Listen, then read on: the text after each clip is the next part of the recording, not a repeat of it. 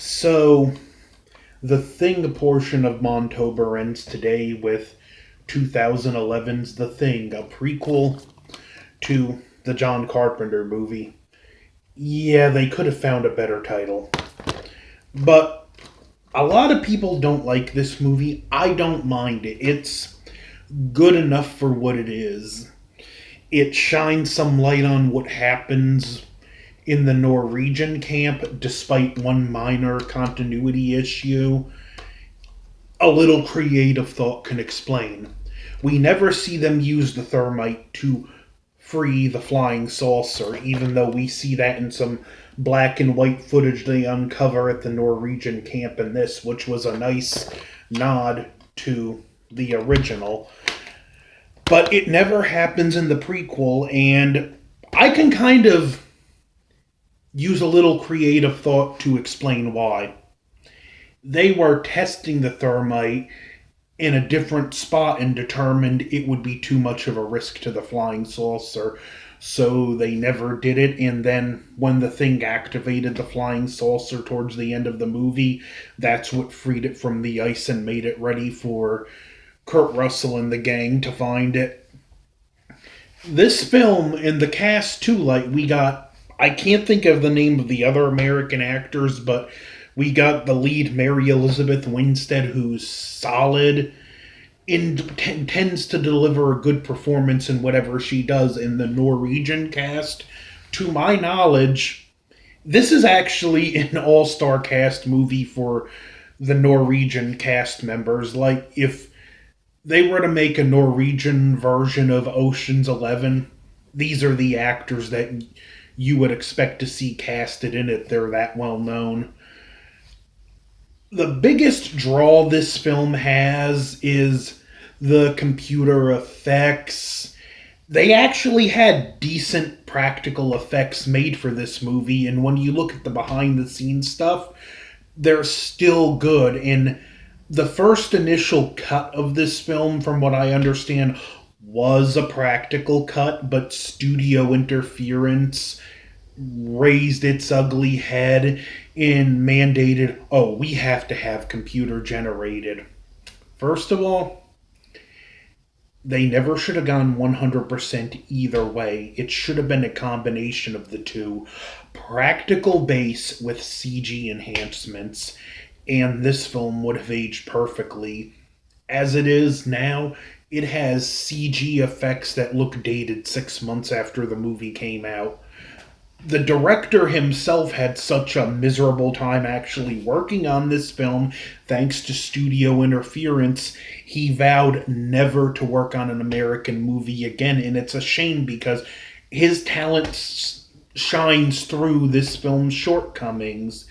They came up with a lot of interesting ideas, like the fact that the Thing can only replicate organic matter. So rather than redoing the blood test, we have a scene where they're checking for fillings, and it is one of the sufficiently tense scenes in the movie because every time they shine the light in someone's mouth, it's potentially a bomb that's going to go off in their face. Now, we do have some more of characters acting stupidly in this, which is a step down, but still, I don't like the movie. The way this movie is and the way it ends with the scenes during the credits, it ends exactly where the John Carpenter movie begins, so you can watch them back to back. This movie shows us actually what happens at the Norwegian camp. We see the guy who they found with his wrists and throat slit in the chair.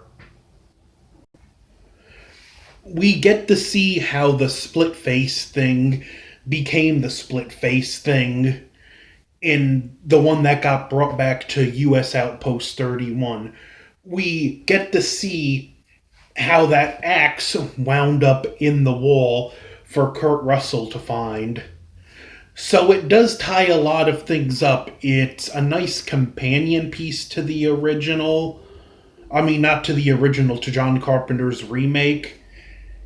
And it does, again, it works nicely as a double feature, although, personally, I think these three work great as a triple feature. But again, I just don't hate this film despite its shortcomings. And yeah, it doesn't let the tension build anywhere near as good. In the original, we spend some time to see the dogs off. We discover the Norwegian camp, and we get stuff like that happen. Then the dog turns. Then we get quiet and let the suspense build for some time. Then we get scenes like the Bennings and Fuchs part. We get Blair's freak out. Things again get to be quiet for a while. We get the McCready red herring. We get the Norris thing. Then we get the blood test and the Palmer thing. And then we set up for the original, where we get the thing break out from the ice. We discover it's assimilating people. We get a helicopter crash with a thing. And another thing seen with the other girl in the base. And then it all ramps up for the finale. So that's another drawback, is that the suspense doesn't quite get the time to build.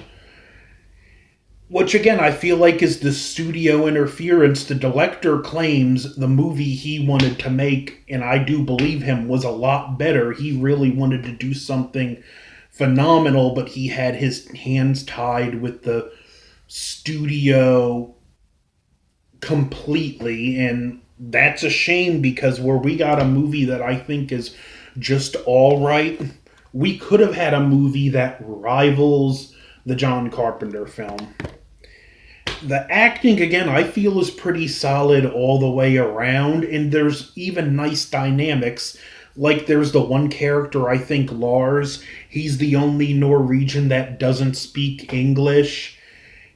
Mary Elizabeth Winstead's character knows he doesn't speak English, and she knows he doesn't speak English. So, like, as far as who you can and can't trust, you get, like, a quick verification right there, because they know they don't speak each other's languages, and I thought that was a cool little touch. This film, again, I still like it. It's definitely the weakest of the three Thing films. Knock on wood, there's a remake coming out I have a lot of hopes for, especially because it's going to be following the original recently discovered novel that Who Goes There was compressed from, but we'll see when that comes out. This film is definitely, like I said, dated in more ways than it should be, which is the problem with computer effects, but what's there that's good, I do think outweighs the bad, even if just barely. And again, I do love the final shots of the ending, and we see the story come full circle, as well as we never really find out what happens to Mary Elizabeth Winstead's character. There's a big there's a big final scene at the Flying Saucer, and as well as there's a point where she encounters this weird CG looking pixelated thing, and to my knowledge, the director wanted to do his own mini Norwegian camp scene on the Flying Saucer, but the studio couldn't let him, and that CG thing was made to cover up a dead body of one of the aliens that was the original occupants of the Flying Saucer, but studio interference, gots to go. And they thought that weird pixelated thing looked so much better. I don't understand. And then her and the other American character make it out, and she notices he has no earring, and he's one of the things, so she fries him in the snowmobile, and then she goes to the other one, and we see her look down, and then it fades out, and we don't know what happened. Did that thing run out of gas? We never find out her fate, and I really don't want to, because I think it's irrelevant for the greater story. So this one, if I had to give a rating, it would probably be anywhere between B- and C+. This is definitely the best. This is the second best, and this is the weakest, but still an enjoyable movie. If you haven't seen it, just go into it with an open mind. Don't set your expectations through the roof, and I think you might enjoy yourself. So, now that I got the thing out of the way, I get to finish the Karloff trilogy with Son of Frankenstein. So, Montober continues. Don't forget to like, share, comment, subscribe. Over and out.